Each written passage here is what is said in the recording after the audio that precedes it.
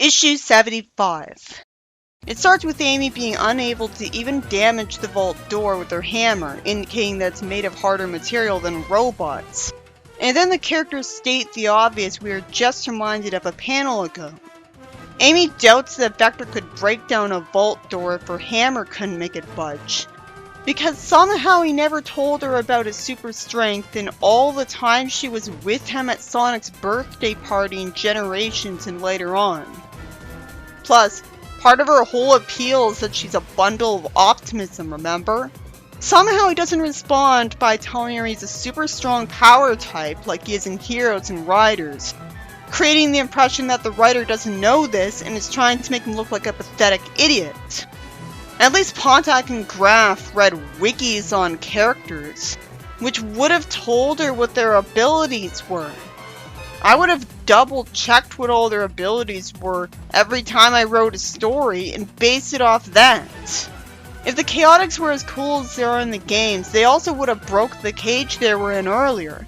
But that's if we're assuming it's a normal cage and not made of some extremely tough material, adamantium style, that can't even be melted by fire breath. And it's the Sonic universe, so that's what I went with. That's a good faith way to look at it.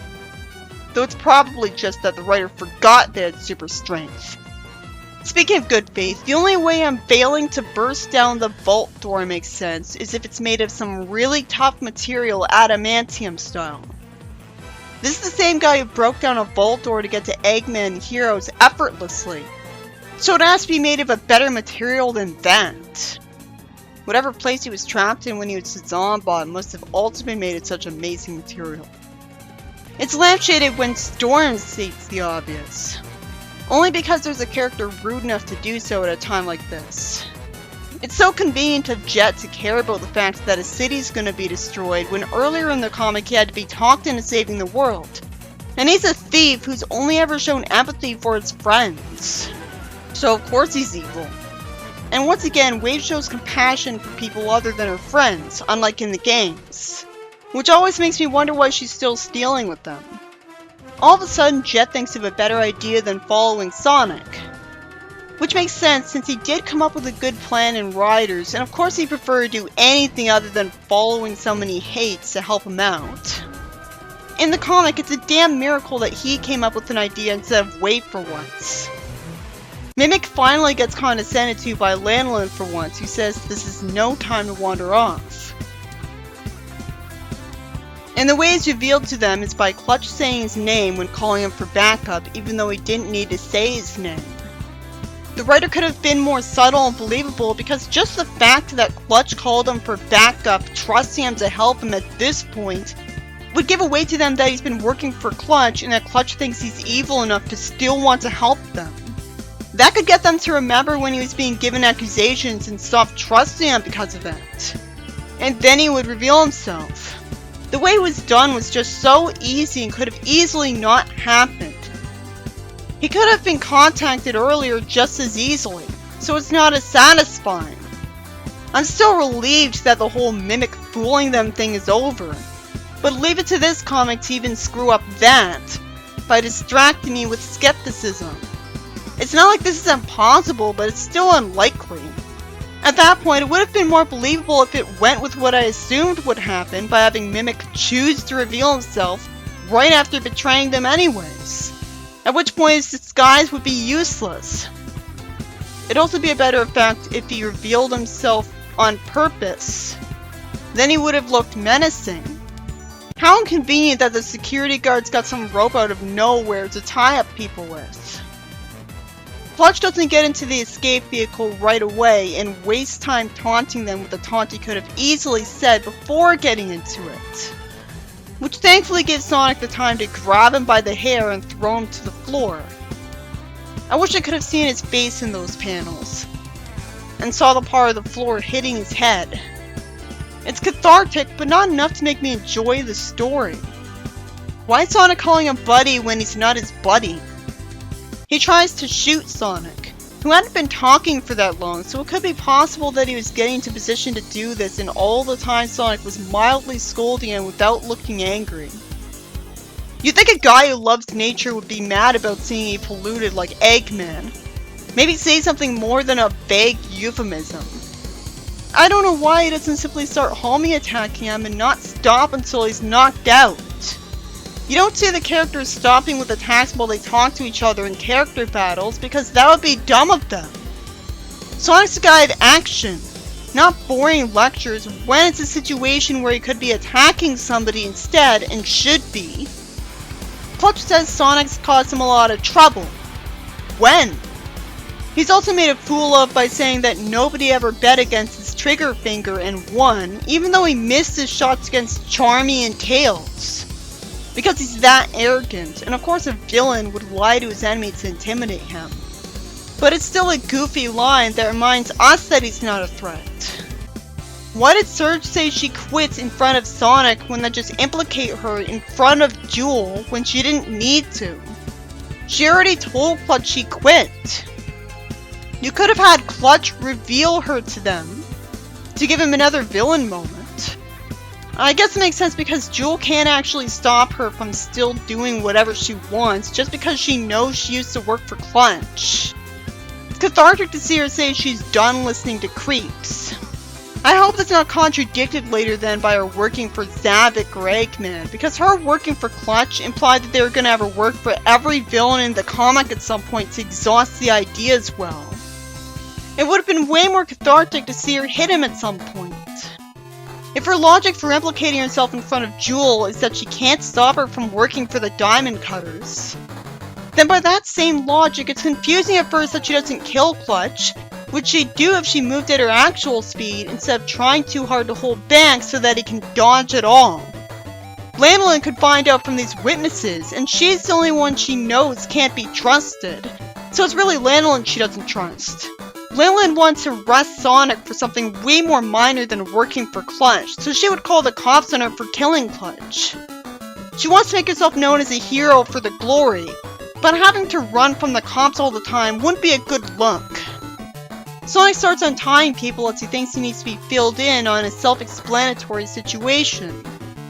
What took the security guard so long to make an excuse not to fight and run away in fear? And surprisingly, Tumble says they actually did turn over a new leaf, and Clutch only told them they'd be wearing costumes. And he didn't know that Clutch would start asking them to do bad things. But they didn't seem even slightly reluctant to be bad guys in the last issue. So he could be lying, but it's a nice thought that maybe he isn't. Even if that seems completely out of character from what it was like earlier. They're asked why they didn't just quit. I assumed they'd explain that they were too scared of retribution to quit. Would that be keeping things simple instead of making a forced joke at their expense for the sake of a joke, color style? Somehow I'm expected to believe they don't think you can quit a job. They would have learned about that from TV. They could have been forbidden from watching TV by their parents and never had internet access because they were being indoctrinated, and just never spent enough time around people as adults to hear them talk about quitting being a thing, because as he says, they get fired really quickly. It's not so bad because I can make it make sense, but it's still annoying because it's probably not canon. You'd think if the writer thought of this for their backstory, she'd explain it right here. She'd have a character ask if they watched TV before, like would actually be believable, so that they'd have a reason to explain that they weren't allowed to. Like how if a writer wanted you to believe that Shadow was stupid enough to just freeze time when warping somewhere would be much simpler, then you would just have a character explain that he froze time. It's finally explained why they were trapped in a cage that was broken out of. They only thought the door was locked. I must have assumed the heroes were simply standing in front of the exit to the cage. It turns out Rough and Tumble together are stronger than Vector. I just thought, fuck you.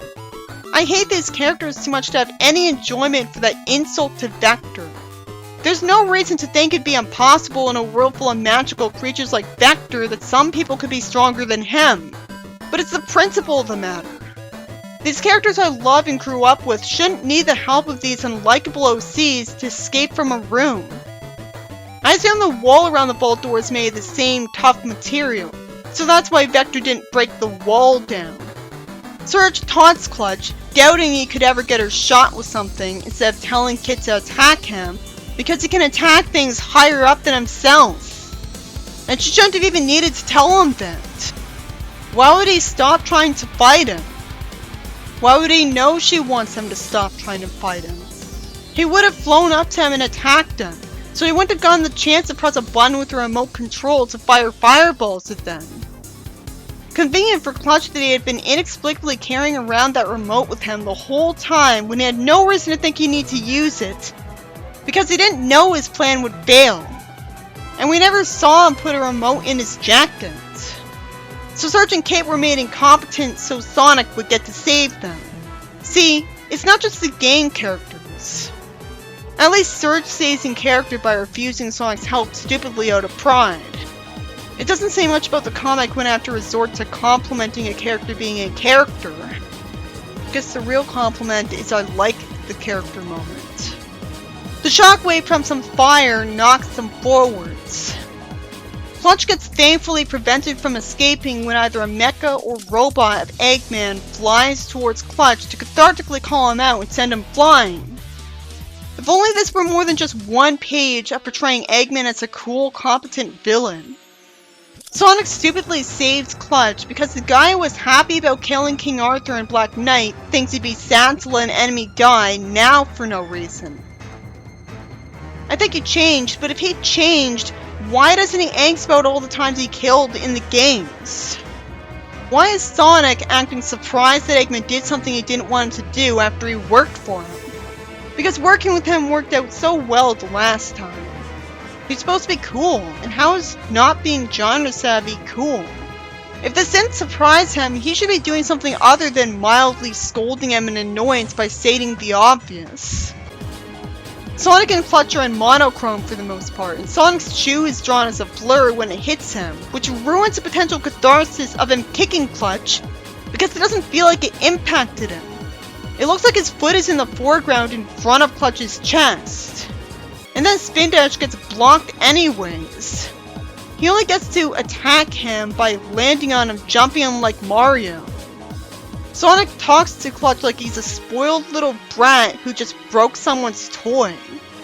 He talks and emotes like he doesn't know how serious what he's done is and is only caring because other people do and he broke the rules.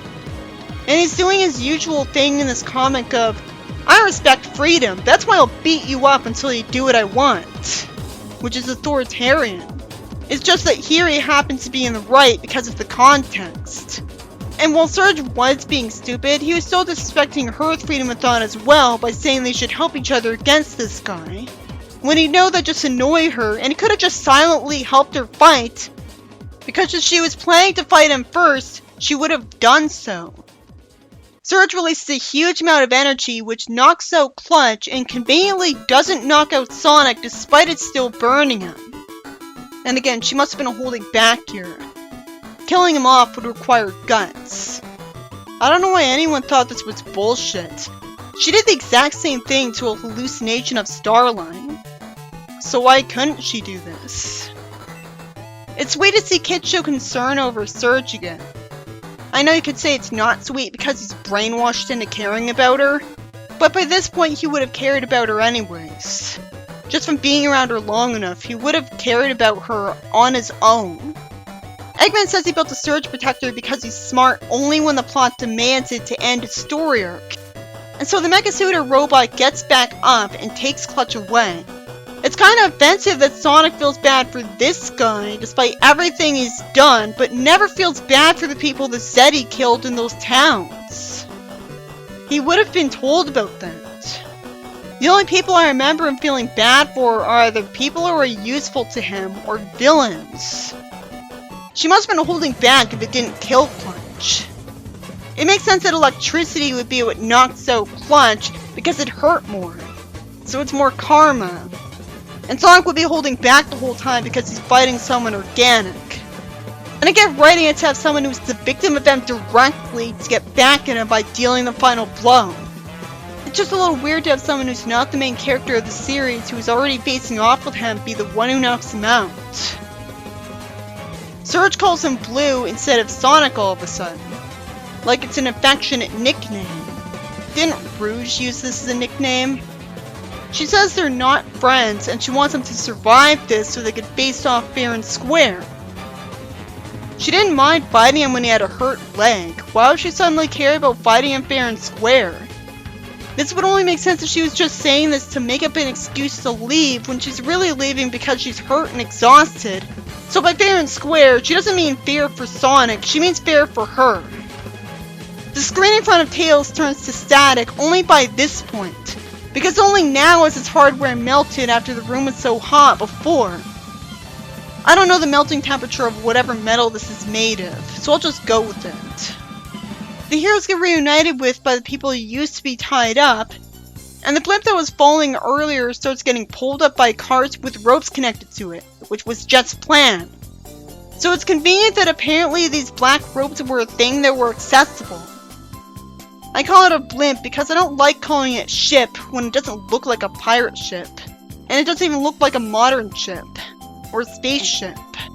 Sonic shows up and realistically feels in pain from Amy hugging him Sonic X style, having missed him after not being away for that long. By that logic, why doesn't she hug him again when she sees him in Frontiers, and Forces, in Lost World?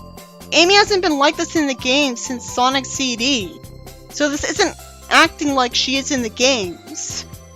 She would have seen the burns on the fur. It's just like Jet to taunt Sonic like that. Kinda makes me want to see him a lot more often. It's entertaining to see that he's getting to succeed in competing with Sonic at his own game, if you can call heroism a game. He would have been a good rival here if Sonic actually was annoyed at his condescending and arrogant attitude, and him getting to be the hero instead of him. It wouldn't be like Sonic to not just be happy as being a hero and caring about his own ego instead of the fact that he's saving people. But this isn't Sonic anyways. Apparently they aren't able to outright pull the thing up after all, so they can only make the shuttle fall somewhere else. I thought they were pulling it up. Now they aren't, just so Jewel can make the decision to have it fall. On Restoration HQ of all places. That sounds so stupid. Wait a minute, this is a coastal city. So why doesn't she tell them to have the ship crash into the ocean? Crashing so far away from the city that it wouldn't cause a wave to head for the city. Because when you make a splash, the wave gets progressively smaller the further it heads from the source. She has a cell phone. Why doesn't she just call the people in Restoration HQ so someone can do a PA announcement to evacuate the place? This is modern day. She would have a cell phone. It's easy to assume that it's just a beeper she had, but why would she have just a beeper in modern day? Didn't she want someone to call Amy? They wouldn't have a landline on a flying ship. People do need to recharge their cell phones. So it has to be that her cell phone was being recharged at the time because she's apparently very cavalier with its battery use. Maybe she plays a mobile game on it that drains the battery. But as soon as you notice this problem, there's no excuse for not being explained. The worst plot holes of all are the ones where you say, there wouldn't have been a story then. Well then write a different story. Even if she had a beeper instead of a cell phone. Like apparently Sonic fans have no object permanence, so if you never see something, it doesn't exist in the world. Sonic still had a wrist communicator in an earlier issue. Why wouldn't everyone have one? She wants a ship to be salvageable more easily than it would be in the ocean, I guess. Either the ship as a whole, or even just the materials it's made out of. Plus it could leak oil out to the ocean. But it'd be so much less expensive and bad to lose one ship than to lose an entire building people work and live in that's obviously more valuable because of it. There's a lot of people around her. So it's not just an idiot ball on her, it's an idiot ball on everyone else around her for not thinking of all this. It could only be a good idea if the speed of the ship was not fast enough to go that far out towards the ocean in time. And she can tell by seeing how slow it's moving and how far it is from the ocean. But it's a huge problem that the story doesn't explain this. Someone near her should ask this question and get told this. Considering how heavy it is, you think terminal velocity would be pretty fast for it. Because it's been falling for so long, it would have been at terminal velocity by now, wouldn't it have? Everything here that's not the ocean clearly looks like a building. And it's a city. So it's perfectly believable that there's no other choice in either the ocean or a building. It's just there could have been a more natural way to have the Restoration HQ get destroyed. It could have been completely impossible to change the direction of the blimp, and it was always heading for the building. It's already a stretch that you even can change the direction it's falling in. You could have explained that you have backup controls. I've heard it suggested that they could just use hover whiz-bombs. I doubt they would have that many. It's a freaking airship. Jet's in character again, not liking having to take an order from Sonic, and Wave has to tell him to do so. And at least Jules written to be really upset about this and explain that it's either a crash into this place or the city. What I hate about this is where is Serge and Kit supposed to live if it crashes into that place? Sonic's somehow dumb enough to ask why the heroes are upset about the idea that the ship might blow up a building full of people. I guess it just assumed they knew like he does that he could get people out of there. He motivates Jet to decide to save people by saying whoever gets the most people out of Restoration HQ in time wins. After all, they're all faster than the average person, so while they all have legs and could run out of there themselves, it'd be much faster to let speedsters carry them out of there. And it should go without saying, Jet's a thief. It makes sense to me that a thief would need extra motivation to save people. Like, he's not even just a treasure hunter, like Rouge. It's not even just about stealing jewels, which are the most understandable thing to want to steal, because they're not useful for anything. When have we ever seen him saving people in the games? I figured Mimic would escape. The comic's all about disappointing me. Why doesn't Mimic even get hurt? It's like he's a creator's pet. Anybody who hated him would want him to get arrested. Again, nothing motivated me to talk about it, until Lanolin makes a speech to reassure people that she wants to guide the ship to a safe landing. Why don't you think she needs to tell people what her name is? That's so arrogant. What does that matter? Why don't you think nobody else but her could guide it? How can she be so arrogant she still thinks she should guide it? This is the worst case scenario. They try to make us feel bad for her after everything she's done. She at least admits she has a lot to answer for and has made mistakes. And it would make sense if they didn't trust her. Her saying she knows how she is doesn't absolve her when she said this before. She's even said she'll learn before, and we all know how she became after that point. Acknowledging that mistakes were made isn't an apology. It's admitting embarrassment over failure, not necessarily guilt. That's why this was compared to a YouTuber apology. I hate that she's vague about what she's apologizing for and never actually says the words "I'm sorry," which even Starline did. This isn't how you make a satisfying apology. You can tell the writer's just doing this out of obligation because she would have explained what she did wrong in specific detail. Whisper had a lot more dedicated to her apology that she shouldn't have even done in the first place. And you can tell the editor was bored when reading this because he missed a mistake here when skimming the comic. If you don't want to work me after this. I shouldn't need to explain this is exactly what abusers say to get forgiven. Oh, this is the most predictable thing ever. Tangle is nice to her like she's been easily forgiven after she was terrified of her like an abuse victim for the entire arc, just because she acted embarrassed. And somehow even Whisper is completely out of character and forgives her right away instead of being the emotionally distant lone wolf anti-hero we met her as. Because Lanolin's a creator's pet. This is what everyone who hates the comic predicted would happen, and it keeps proving us right.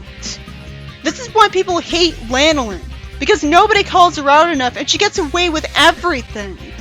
She's a jerk Sue.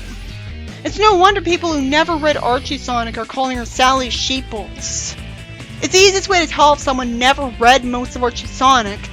If they actually think a sheep girl is awful most of the time, it's the same as someone who's polite most of the time and only occasionally acts like an authoritarian friend. Just because they both nag Sonic. By that logic, Tails is Sally. Lanolin is a flanderized Sally written by someone who admitted she never read Archie, and thus takes people's word for it that this is how she is. She's not nice most of the time, long enough that you get so bored by her that when she is flawed, it's the only time she's interesting. And even then, giving her hobbies still would have been better than giving her bitch moments to make her interesting, I'll admit that. At least Tangle says she's still ticked off, but that's for later. Based on the earlier issues, I'm willing to bet I'll never see her punish her. That would be absolute dog shit. This is so tame it feels like half-assed lip service. At least have her say what she's gonna do or say so we can imagine it. She should be stripped of her rank after this. It's not just her being fooled by Mimic that got people mad at her. She was being annoying before this point. The story taunts us showing Mimic hiding in a new disguise that inexplicably still has his black eyes, when I knew he escaped already. If it's because he's just now changing into it, why did he wait until now to do so? It's been pointed out that he has gloves on that are just like the gloves he had before, but that's not a dead giveaway because plenty of people wear those gloves. And other heroes are looking in his direction and he's behind a whole bunch of people. But still, there's no excuse for him having the same color scheme and gloves. So the heroes go to warn people to leave, which could have been done a lot faster by Jewel calling someone with a cell phone so he can make an announcement over a PA system. Tails and the hippie refuse to leave the base until they fix the good moda bug. That logically should have been fixed a lot earlier than this, so I don't take this very seriously. And the fact that Tails is with him already gives away that they're going to survive, so there's no tension anymore. The rescuing is confined to one page, making it fast-paced enough to be dramatic. And after the building gets destroyed, Sonic's smiling like he hasn't even considered all the people rendered homeless and jobless by this. Not taking the situation seriously at all. Just taking it seriously, even if for the wrong reason. Sonic is supposed to be a good person, isn't he? Sure, he's supposed to be an anti-hero, but there's such a fine line between that and bad person only acting like a hero. Amy loses hope, saying it's all over. Wasn't she supposed to be optimistic and brave? Just because she's a girl, she's acting like this because Sally would act like this. Sonic predictably finds Tails completely unharmed. At that point, we're lucky there's a consequence of him coughing from the smoke. Sonic tells him to save his breath because he's gonna need it. Sonic tells Belle to kick a big beam because he needs some rubble, and tells Tails to follow his lead. So they all escape with a motorbug flying with some extreme gear parts. While it makes logical sense to shorten the name, it makes me wonder if they're ashamed of it being from the games because they don't just call it extreme gear parts. It has to be X gear parts, which is less appealing, which kind of defeats the point of the reference. I gotta say Tails enjoy being pat in the head and praised. The hippie references a time off screen where he wanted Tails to work for him. I'm just wishing he would because it'd be more productive that way. There's no indication in this comic that he regularly makes and sells things. Because that would be actually caring about the game universe and character enough to think about what he would do with his time every day. Somehow nothing has ever done that. Amy looks like she feels sorry for Jewel and pets her as she again cries about the building being destroyed. Somehow with only her crying about it. When she doesn't even live there. She isn't even the one who first established the restoration. Amy feels sorry for her, but Sonic just looks serious.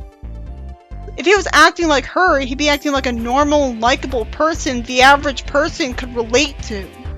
He just looked annoyed at Jewel for crying, and then responds to Jet only caring about competing with him by laughing, saying that it sounds like fun. Never mind that Jewel's crying right now. They're not really friends. He barely spends any time with her, or anyone but Tails actually. But I thought Sonic was supposed to care about everybody. That's the excuse for why he values the lives of Serge and the Zeddy. What's that compassion really mean when it only extends to mercy? With Jewel not knowing about Clutch being evil, I don't even think of the main cast as friends. Because friends would talk about their lives with each other on a daily basis. Or at least every other day. Tangle's concerned about Jewel and asks if she's okay, and Lanolin's also worried. But heaven forbid they draw her to look sympathetic again. The silhouette is just so bad looking. Jewel despairs, somehow thinking that the restoration is done, when it should be immediately obvious that even if they don't have the funds to rebuild it right now, they could open a donation drive to do so. And they could rent a vacant building somewhere else as a replacement for it. It's nice to see Tangle say that's the restoration down there. The people. But you shouldn't need to be telling her this. And Amy should be the one making this speech. She's made inspirational speeches in Heroes. She and Sonic are the characters people care about more. And Tangle has barely done anything amazing this whole arc. She's just been a passive abuse victim who's scared of someone with no special powers. This wouldn't be cheesy if it came from someone I have a reason to respect right now. And it wasn't stating the obvious. Jewel says everyone has work to do, and even the likable duo is expected to help. Without me getting to see the work she told everyone to do, because that would have been nice. Sonic and Tails are shown heading home, with Sonic thinking they've earned a break after saving half the city. I don't think it was half the city. A blimp's not that big. You're underestimating how big a city is. People do exaggerate when they talk, and Sonic's got an ego, so I guess this is believable. If that was a whole city we saw from up there, that's the smallest urban area ever. And the fact that they get to go home after this just highlights how pointless it was that they destroyed it. If they had destroyed their house, that would have had a lot more emotional impact, because they would have had to get a new place, because they would have had to find somewhere else to sleep. The heroes notice someone broke into their house, even though Tails made it impossible for even Kitsunami to do. Why didn't they just have a window get broken? That would have explained it. But never mind, that would make you wonder why Kitsunami didn't break the window. The lab's Chaos Emerald generator core was stolen. It's intuitive that Sonic would give the emerald to Tails because Tails is his best friend, and it's intuitive that he would use it as a generator core. And the story ends with it being an underground dark place that sort of reminds me of that cave with a giant salamander, but it wouldn't be able to get out of that cave, and nobody knew about that cave, and it didn't know where they were. I thought they were going to come home to find out that Serge and Kit broke in and were sleeping somewhere in their house. You think you would at least worry about the idea of Serge breaking into his house and secretly eating his food, because that's another place she knows, and she doesn't care what he thinks of her. She knows he's not gonna get her in trouble. I really hate that the story ended without explaining who took the emerald right away. The comic takes a pretty long time to make new villains. And I've been told that every new character has to be approved by Sega first. And that's why Lanolin the Authoritarian is a background character that was already made, because it would have had to run a personality by Sega first if they made a new character for that role.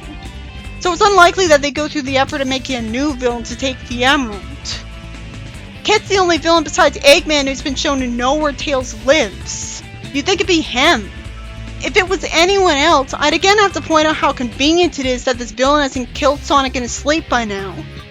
Yeah, Tails' health being so obvious is an even bigger plot hole than before when there's more villains than just Eggman.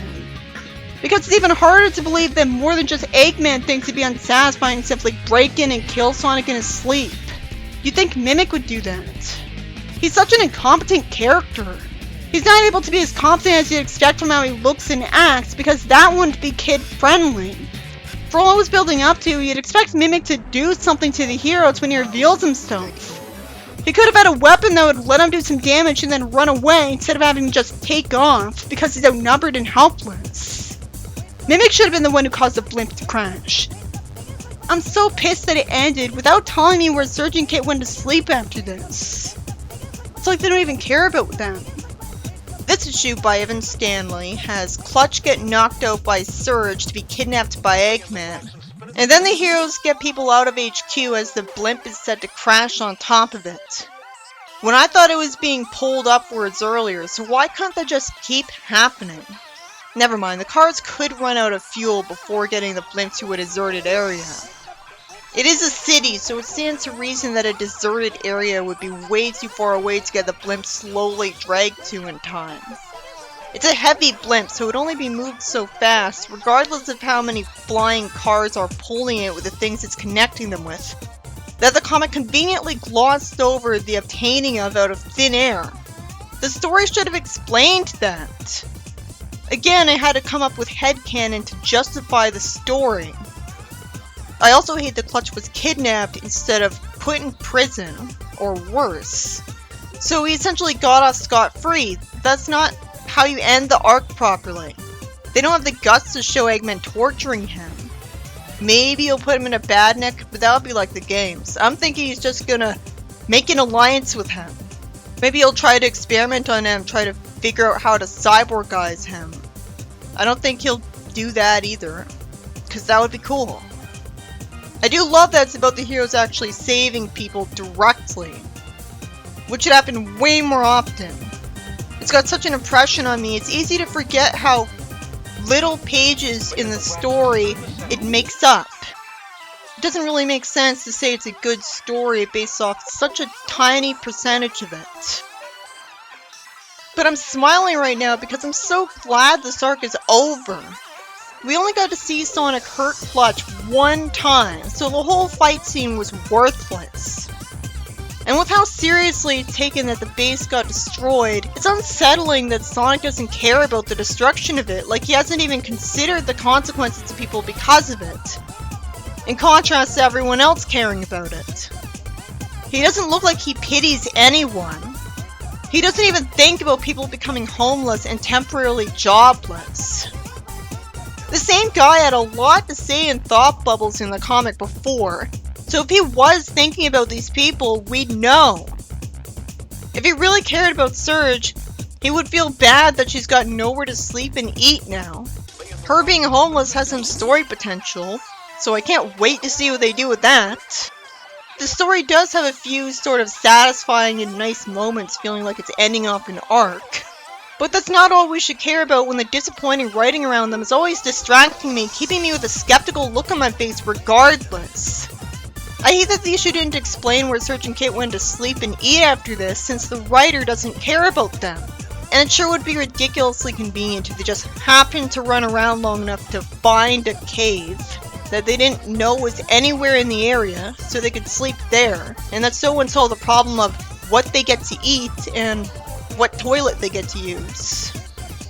And a minor thing is that I wish Vector didn't arbitrarily need help to push open a vault door from the most annoying villains ever. Also, it's pretty lame to see them push open it instead of just punching it in. As an ending to an arc, it really sucked. I wanted to see Clutch get smacked around like a Looney Tunes character. Mimic did nothing. Clutch got taken away, but not taken to prison. And Whisper didn't get in one I told you so.